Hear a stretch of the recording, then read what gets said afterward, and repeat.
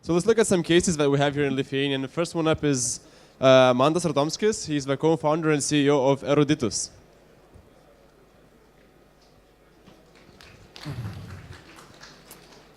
Hello.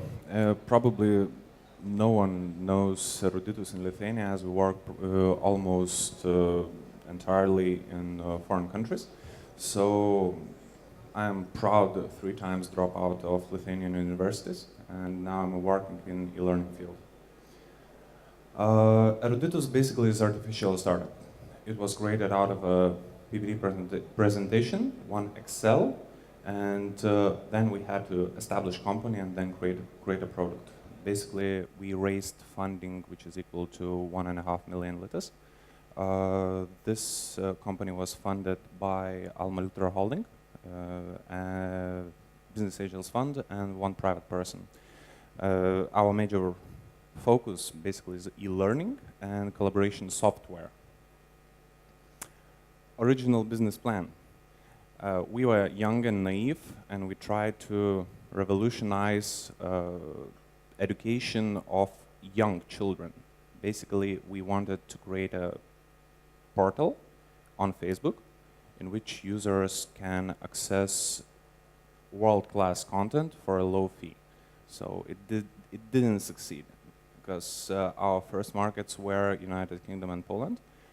We were entering it in partnership with the Young Digital Planet. It's a huge company which is a part of a Sanoma group, and basically they are one of the biggest educational content publishers in the world, and that content is recognized as best quality content all over the world.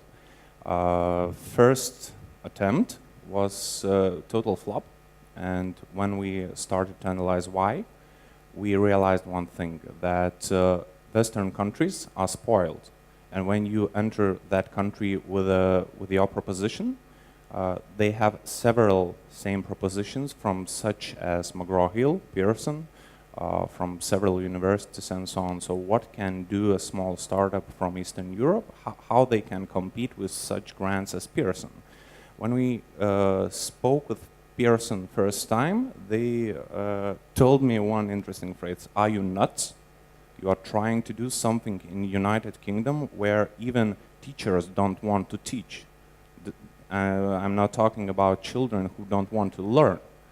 And then then it was our first hard landing. So we had to pivot entire business extremely fast, because we are not Western startup which is based in USA. We cannot raise more funding and so on. So first pivot was partly successful, and then we realized that if we cannot change how children learn and we cannot bring learning to Facebook, then we will offer basically Facebook-based e-learning platform for small and medium enterprises in such countries as, for example, India, Pakistan, Indonesia, Thailand, Australia, and so on. And entire business was built on distributors and partners network. Basically, we were relying on companies which has a huge pool of clients, and they can offer this product together with their content, and basically those clients can benefit from it, that it is cheap.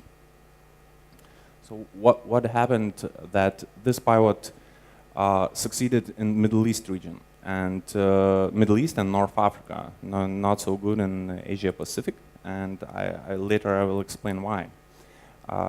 So at present time we successfully work in Middle East. Basically our partners are based in Dubai, and one interesting thing about Middle East that you cannot work there without local partner, because connections matters most. So despite your product and how cool you are and how hip you are and so on, your design, if you don't know someone who can bring you to correct persons and correct people, so you cannot work there. We learned a lot about that culture, so at the moment, but you don't want to learn that too, because it's a total chaos.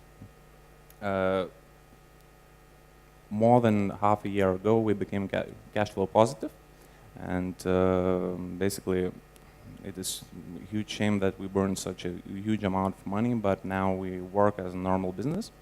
And what is interesting that in Middle East, there was launched a huge project. It is called Cloud Campus, which is backed by Dubai Sheikh, His Highness Hamdan bin Mohammed. And basically, general partner of that project is Royal Family University. And this project includes such names as Zain Group, as Sharjah Islamic Bank, Abu Dhabi Islamic Bank, and so on. And what we realized that while in Western countries education is something not cool, in Eastern countries, guys realize that education is the only ticket to a normal life. So they try to learn and they strive to learn, but there is one thing. They cannot learn because of they don't have money. Middle East region is basically Islamic region is more than 500 million people, and 40% of them are illiterate. So key goal of this project is to decrease that percent to 20% till 2020. So this project is supported highly by United Arab Emirates government, and at the moment they are spilling more than 20% of their GDP to education.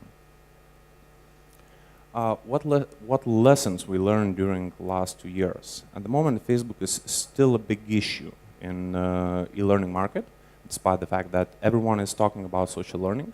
And recently I was in one conference in Sydney. It is called Learnix. It is one of the biggest e-learning conference in Asia Pacific region, and everyone was talking about social learning. It's a huge trend. And when I asked guys, who actually are using, for example, Facebook, who isn't afraid to check in some places and so on, I think probably 30% just raised their hands. So how can they speak about social learning if they don't know what it is social?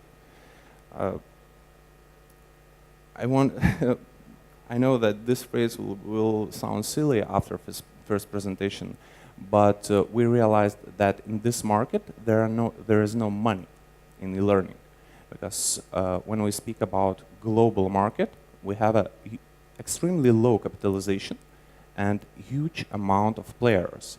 Just in India, at this moment, there are more than 5,000 companies which works in the learning area as providers of technology. If we will plus, for example, Australian region, where we have 5,000 RTOs, so it will be a huge amount and everyone tries to share it. No unified technology. When you try to sell e-learning platform, basically you are selling product, and when you face that everyone has their needs and basically their requirements, they start to require customization. That is the key reason why Moodle basically is the leader of this market still. And these guys, they want to have their personalized product. If they cannot, if they can pay, for example, not more than $2,000 per month per year, because they are RTOs. General RTOs are just a few persons operation which works in a very narrow field. And if they require customization, which will cost you around $8,000, basically you start to understand that you won't earn money with while playing in this market with small players. And those small players are basically 90% of the market.